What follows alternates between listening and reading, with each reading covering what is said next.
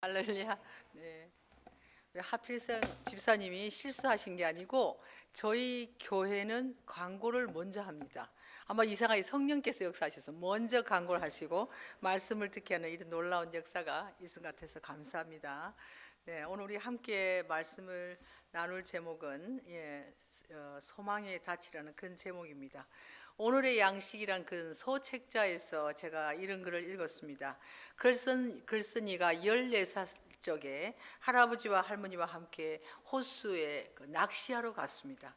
해가 늦어 스산으로 넘어간 줄도 모르고 낚시에 전념하다가 갑자기 그 돌풍을 만나게 된 것이죠. 놀라고 무서워하는 그 작가에게 할아버지가 이렇게 말했습니다. 얘야, 배가 뒤집히지 않도록 꼼짝 말고 뱃머리에 앉아 있으라. 그런데 그때 갑자기 그 얘기를 듣는 순간에 이 아이는 너무나 두려웠습니다.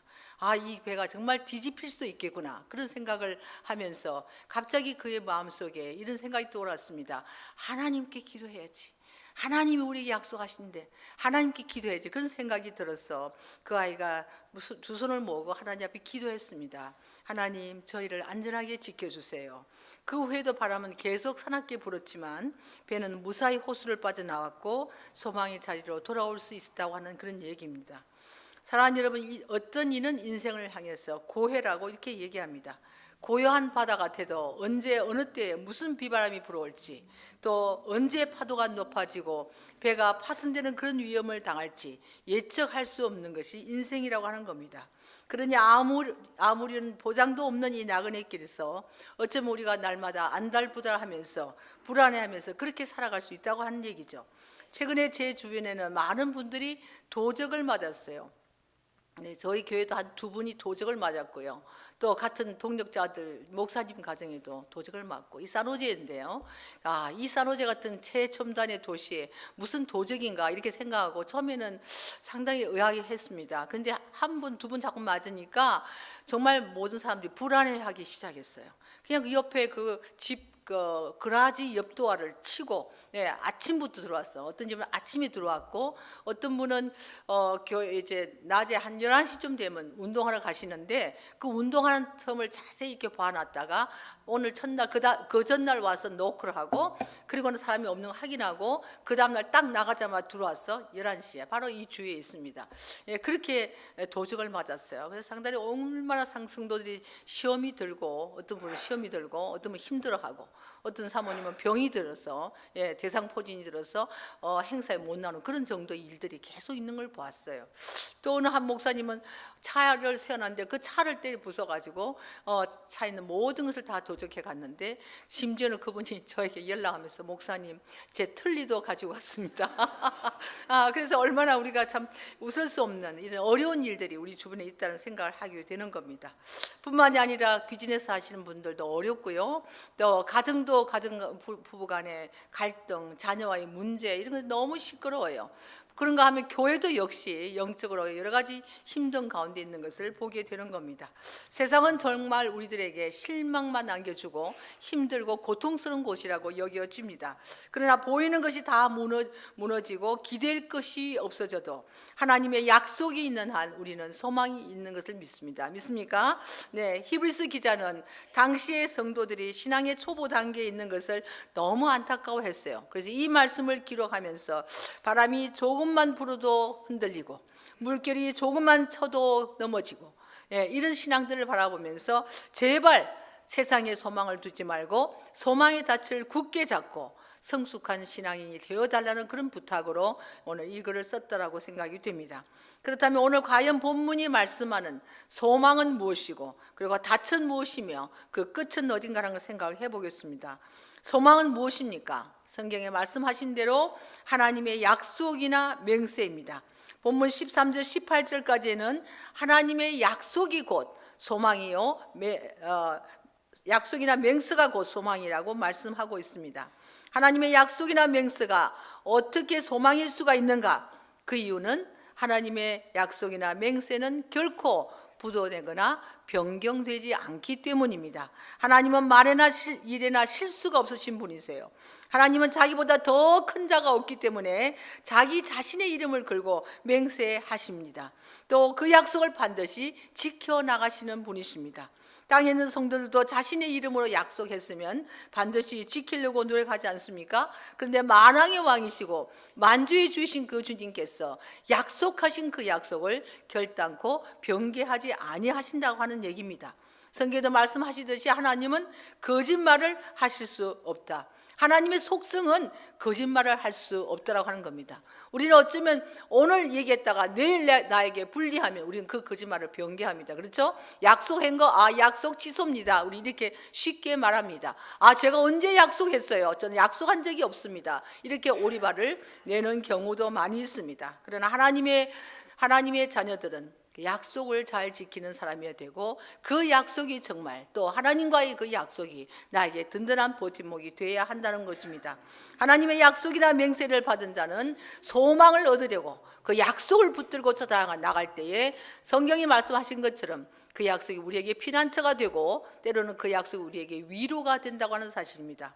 창세기 12장 2절 이하를 보시면 하나님은 아브라함에게 약속하실 때에 단독적으로 자기 자신의 이름을 걸고 맹세하셨습니다. 내가 너로 큰 민족을 이루고 내게 복을 주어 내 이름을 창대하게 하리니 너는 복의 근원이 될지라. 아멘. 4절에 보면 아브라함은 하나님의 말씀에 대해 어떤 토도 달지 않았습니다. 어떤 보증물, 하나님 정말 그 약속이 확실한지 나에게 무슨 보증서를 하나 주세요, 이렇게 얘기를 했어야 되는데 아브라함은 그렇게 하지 않았습니다. 내가 고향과 친척과 아비집을 떠나서 하나님의 말씀만 순종하고 내가 알지 못하는 미지의 땅으로 가는데 뭔가 약속을 보증해 주셔야 되지 않겠습니까? 이렇게 따지지도 않았습니다. 그는 이런 방구하지 아니하고 하나님의 말씀을 따라 갔다라고 성경은 얘기하고 있습니다. 히브리서 11장 8절에는 이렇게 말씀합니다. 믿음으로 부르심을 받았을 때에 순종하여 장래 유업으로 받을 땅에 나아갈새 갈 바를 알지 못했으나 그는 말씀 그 약속 의지하고 갔다라고 하는 얘기죠. 창세기 15장 5절에서도 하나님은 아브라함의 자손이 하늘의 무별처럼 많아질 것을 그렇게 말씀하셨습니다. 그리고 6절에 보면 아브라함은 여호와를 믿으니 여호와께서 이를 그의 의로 여기셨다라고 했습니다. 그 결과가 어떻게 되었습니까? 아브라함은 자기 생애에는 아들 독자 이삭 하나밖에 낳지 못했습니다. 물론 후처가 난 아기가 있긴 하지만, 그리고 그 아들 때에 가서 야곱과 에서 또 둘밖에 못 얻었어요. 그러나 그는 12지파의 조상이 되었다고 하는 사실입니다. 창세기 히브리서 11장 11절 12절은 믿음으로 사라 자신도 나이가 많아 단산하였으나 잉태할 수 있는 힘을 얻었으니 죽은 자와 같은 한 사람으로 말미암아 하늘의 허다한 별과 또 해변의 무수한 모래와 같이 많은 후손이 생육하였느니라. 바로 하나님의 약속의 결과입니다. 그 결과 백수에 얻은 아들 외아들 이삭 한 명에서 그렇게 많은 자손이 나오고, 이스라엘 백성들이 출애굽할 때는 60만, 장정만 60만, 한 가정에 한 몇 명만 치면 200만이 넘는 식구가 출애굽을 했다라고 하는 겁니다. 어떻습니까? 여러분, 하나님의 약속과 맹세를 믿을만 하신가요? 그렇다면 그 약속 안에서 여러분들이 갖고 있는 그 소망이 흔들리지 않기를 바랍니다. 천지는 변해도 하나님의 말씀은 1.1핵도 변하지 않습니다. 믿습니까? 제가 처음에 미국에 올 때에 어느 날 기도하는데 고센 땅으로 가라는 거예요. 가라! 고센 땅으로 가라. 그래서 저는 하나님 못 갑니다. 제가 아이가 그때 둘이 있었는데 아이가 어리고 제가 도저히 남편 아이를 두고 갈 수가 없습니다. 그 당시 신길 교회에 전도사를 하고 있었는데 이 어린 생명들은 어찌합니까? 제가 못 갑니다. 그렇게 했는데 계속해서 보여주시는 거예요. 그래서 한국에서는 모든 게 홍수같이 잠기는 장면과, 그리고 길이 태평양 바다가 갈라지면서 큰 마른 땅이 나오더니 그 길을 건너는 장면, 그리고 저만 건너고 뒤에는 다 눈먼 장님들 세 가족을 남겨놓고 떠나는 그런 장면을 보여주셨어요. 어쩔 수 없이 하나님의 명령이니까 제가 순종하고 와야 되지 않습니까? 내가 가라, 고센 땅으로 가라, 축복의 땅으로 가라고 하시는 것이죠. 그래서 저는 결국 이제 결단을 하고 84년 11월 26일에 마지막 주일 설교를 하면서 아무에도 말하지 않고 있다가 그날 마지막 설교 때에 제가 떠납니다. 교회에서 제 후임을 찾아주세요. 그렇게 얘기하고 제가 떠나게 됐습니다. 와서 빨리 금방 될 줄 알았어요. 왜냐하면 하나님의 약속이니까. 하나님이 가면 네가 축복의 땅에 가서 네가 복을 받고 잘 될 줄로 그렇게 말씀하셨으니까 저는 왔는데 일이 쉽지 않았어요. 여러분 잘 아시지만 미국에 와서 영주권 받기가 쉽지 않죠. 근데 이상하게도 처음엔 잘 됐어요. 그 교회가 다 저에게 이렇게 다 수속을 해 주었어요. 근데 이것이 하필이면 이민국이 말이죠. 오피스를 옮긴다고 해서 제 서류를 잃어버릴 수 있는 그런 일이 있습니까, 여러분? 상상해도 이건 안 되는 일이에요. 어떻게 이민국 오피스가 옮기면서 제 이민 서류를 다 잃어버리는 거예요. 그래가지고 이게 갑자기 잠잠해졌어요.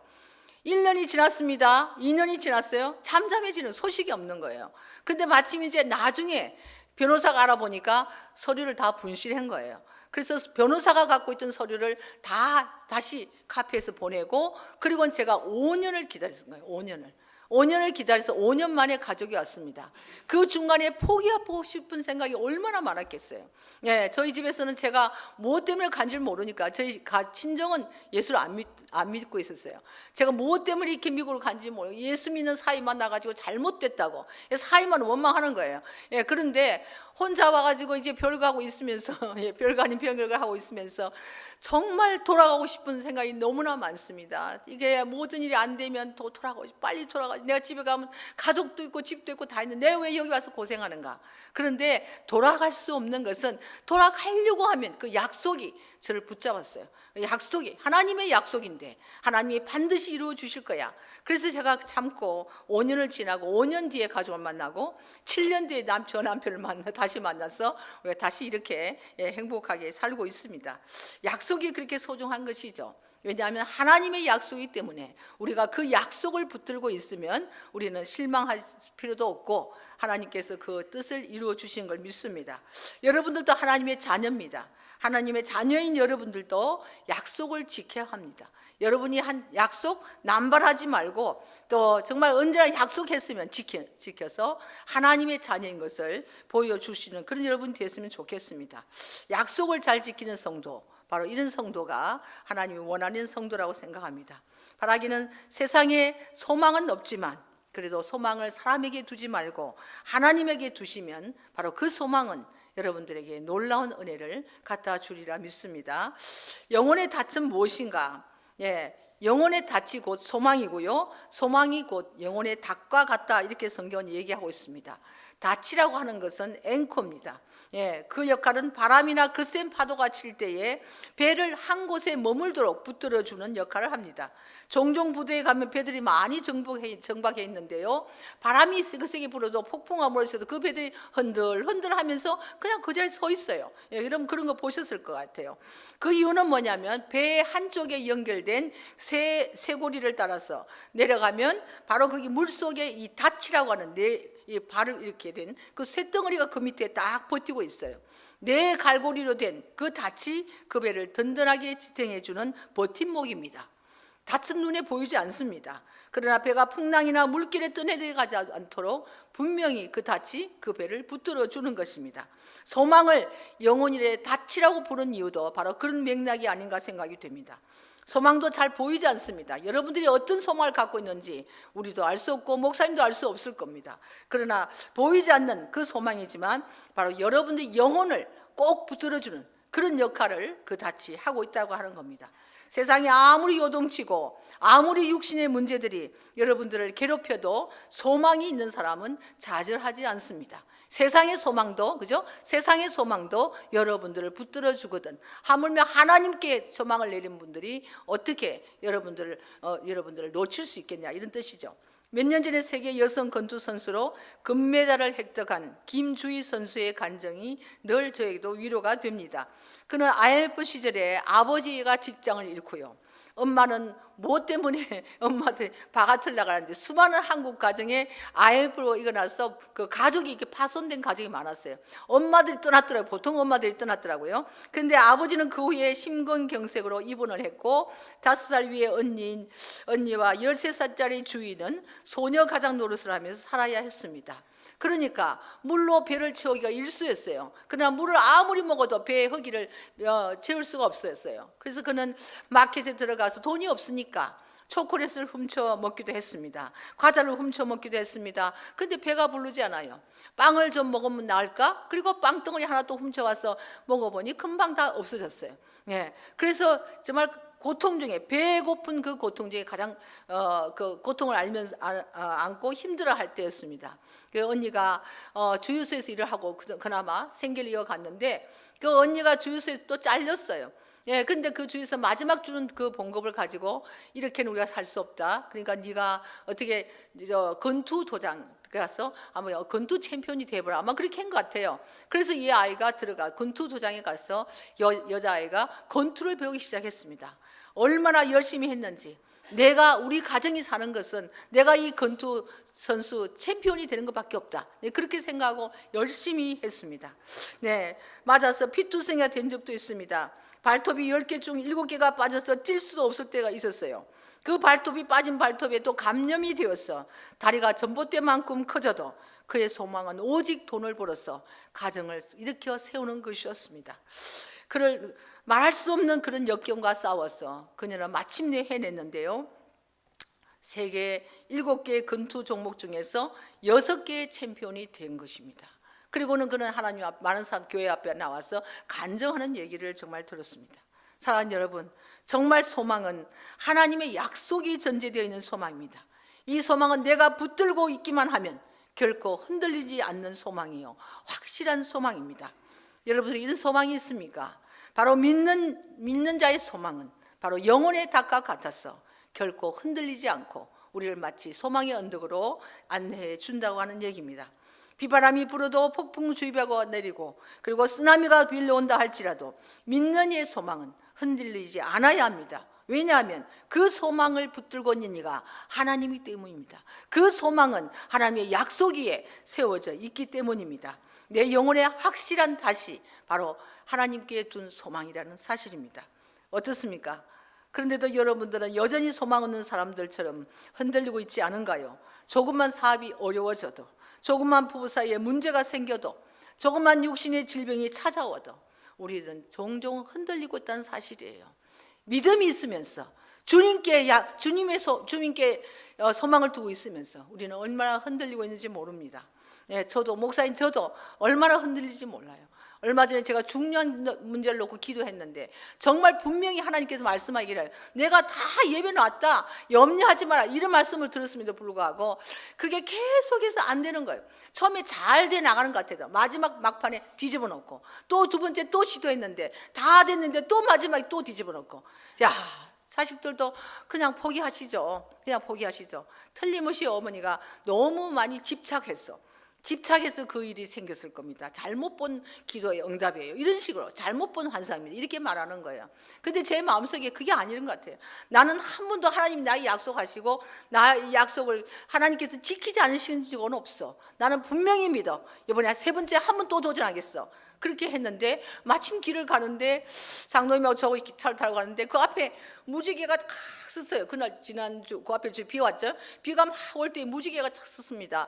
그래서 제가 그 무지개를 보면서 주님의 약속을 생각했어요. 이 주님이 소금 언약, 이 약속은 소금 언약이다. 그 약속을 생각하고 있을 때 장로님이 옆에서 그 무지개를 보고 저 보세요 무지개가 떴어요. 네, 그 정말 저도 똑같이 느끼는구나. 예, 그 무지개의 약속, 그 약속을 생각하면서 내가 마지막 다시 도전했습니다. 그리고는 그 일이 아름답게 이루어져서 지난주에 얼마나 우리 하나님 앞에 감사한 줄 모릅니다.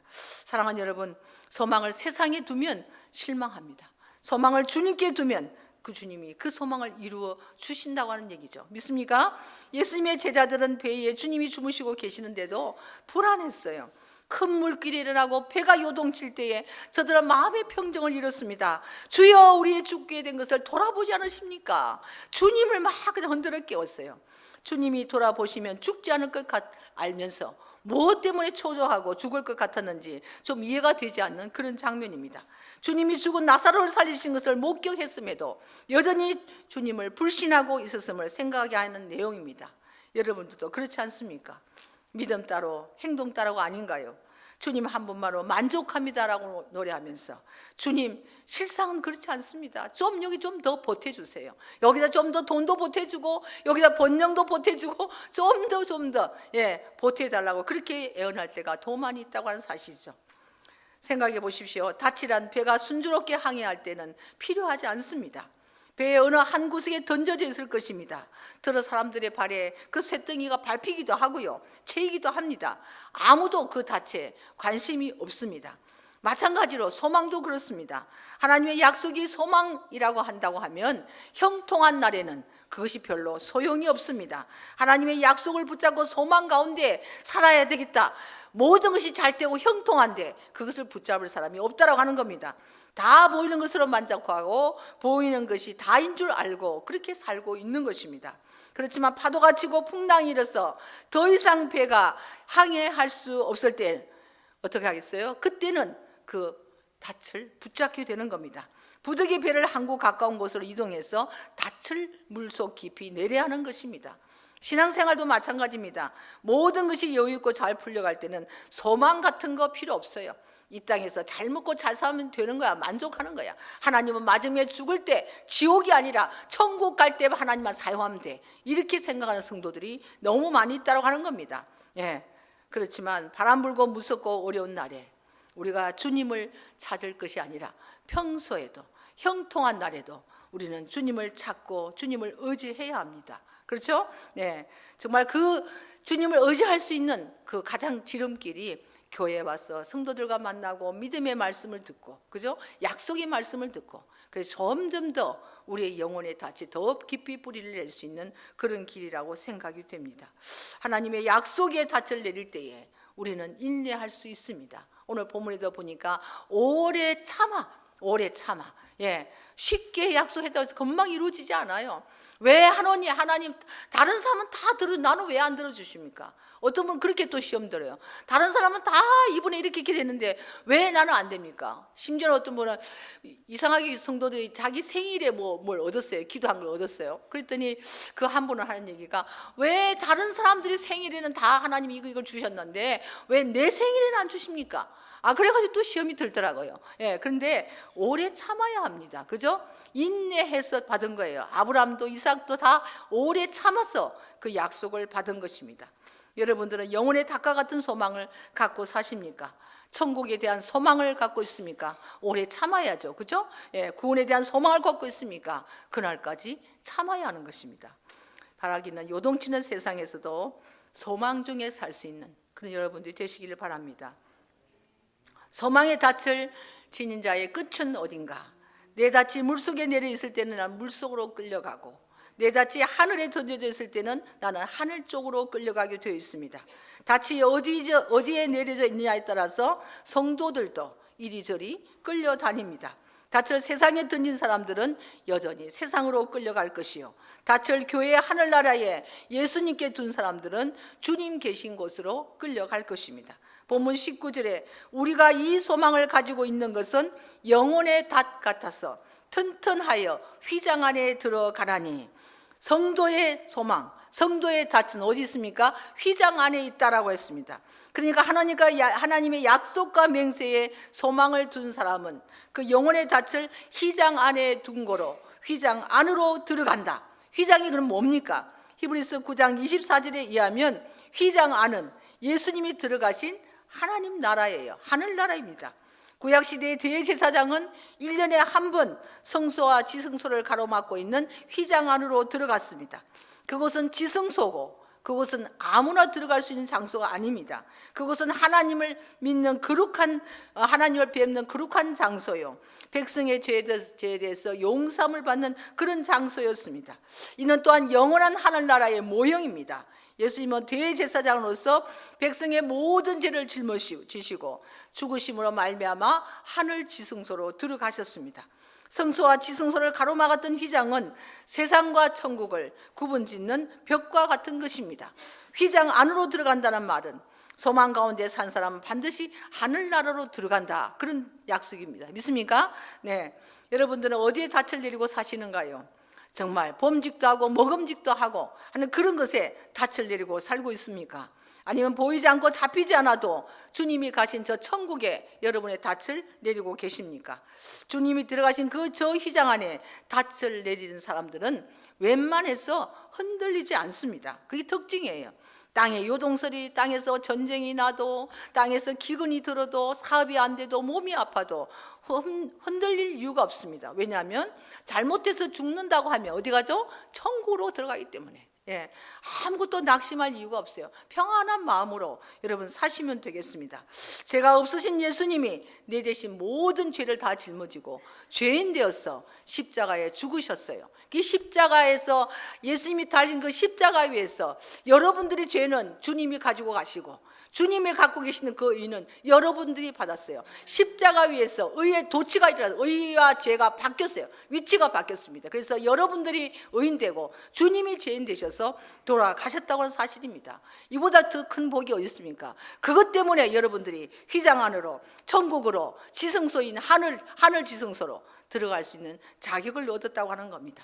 사랑하는 여러분, 약속의 소망을 두시고 이 땅에서 어떤 풍랑이 인다 할지라도 흔들거리지 않는 귀한 굳건한 신앙을 가진 여러분들이 되시기를 주의 이름으로 축원합니다. 지금은 아무것도 육안으로 볼 수 없어요. 그러나 반드시 주님이 거기 계신다는 사실을 우리가 믿어야 합니다. 제가 남자 형제가 셋이고 제가 혼자인데 삼남 일녀 집안에 태어나서 항상 남자 형제들이 하는 걸 많이 보고 자랐어요. 아버지는 어떨 때는 다 이렇게 어릴 때 그 아이들 형제들 다 데리고 나가서 연을 만들어 가지고 연을 온갖 별연 이제 오래돼서 이름도 다 잊어버렸는데 무슨 연 네모난 연도 있고 세모난 연도 있고 하여튼 연을 다 만들었어요. 만들어 데리고 나가서 이제 아들들한테 다 이게 쥐는데 그 연줄을 강하게 튼튼하게 하려고 백사를 먹여요. 백사가 뭔지 뭐죠? 하여튼 벽사라고 되는 백사가 아마 유리를 가른 것 같아요. 칼날 같아요. 그 백사를 줄에다 막 이렇게 매기는 것 같아요. 매기면 줄이 막 튼튼해서 다른 연하고 싸워도 이 줄이 이기더라고요. 근데 연을 갖고 나가서 날리는데 어떨 때는 연이 안 보여요. 그러면 막 동생이 아빠 이 연 어디 간 연 없다고 자기 연 없다고 그러는데 그러면 아버지가 와서 그거 보고 야, 너 연줄이 팽팽하지? 연줄이 팽팽하다고 하는 것은 연줄이 저 가만 떨어지지 않고 붙어 있다는 얘기야. 이렇게 이제 얘기해요. 그러면서 연줄 한번 착 당기면 연이 다시 휙 하는 움직이는 걸 느낄 수 있었는데 그런 것과 똑같습니다. 우리가 휘장 안에 하나님 그 하늘의 지성소에 우리가 닻을 내리고 있으면 안 보이죠? 하늘의 지성소가 보입니까? 안 보이지만 이건 마치 연줄 같이 항상 우리 하나님께서 우리의 줄을 붙잡고 있다는 거예요. 튼튼히 붙잡고 있기 때문에 결코 떨어지지 않냐고 하나님께서 온전히 여러분의 영혼을 보호하고 있다는 사실을 느끼게 되는 겁니다. 사랑하는 여러분, 하나님의 약속에 소망의 닻을 내리고 사십니까? 그렇다면 조그만 파도에도 흔들리지 마시기를 바랍니다. 왜냐하면 주님이 저 하늘 지성소에서 내가 내린 밧줄을 꽉 쥐고 계시기 때문입니다. 나는 흔들리는 것 같아도 주님이 그 닻에 버팀목이십니다. 결코 내가 떠내려 가도록 버려두시지 않는 견고한 닻이 주님이십니다. 무엇이 걱정됩니까?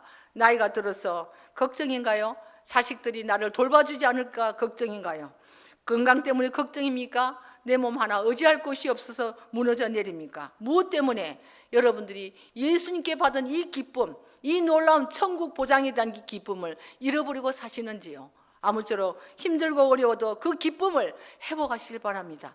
모든 염려를 주님 앞에 맡기고 모든 소망의 닻을 저 휘장 안에 계신 예수님에게 내려서 이 땅에서 흔들림 없이 요동치지 않고 사시기를 바랍니다. 그때 주님이 말씀하신 대로 내가 진실로 속히 오리라. 할렐루야. 주 예수여 어서 오시옵소서.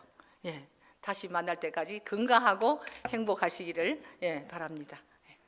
기도하겠습니다.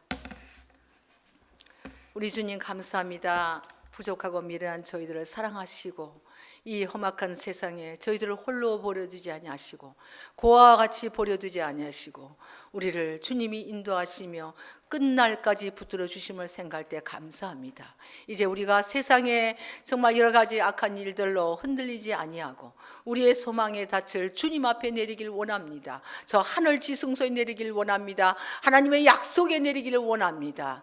사랑하는 모든 주님의 한빛교회 성도들을 주님께서 붙들어 주셔서 이 땅에서도 정말 흔들리지 않는 신앙, 견고한 신앙, 굳건한 신앙으로 붙들어 주셔서 주님 오시는 날 다 주님 앞에 가서 주님께 영광 돌릴 수 있는 저들 되게 하여 주시옵소서.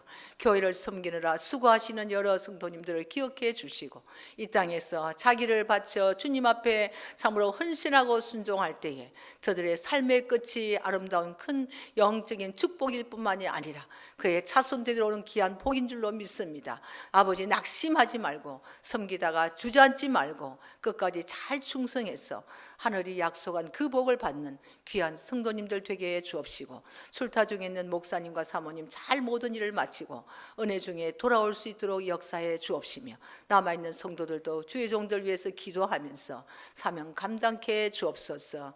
항상 주님께서 건강 주시고 책임져 주실 줄로 믿사옵고 감사하며 예수 이름으로 기도합나이다. 아멘.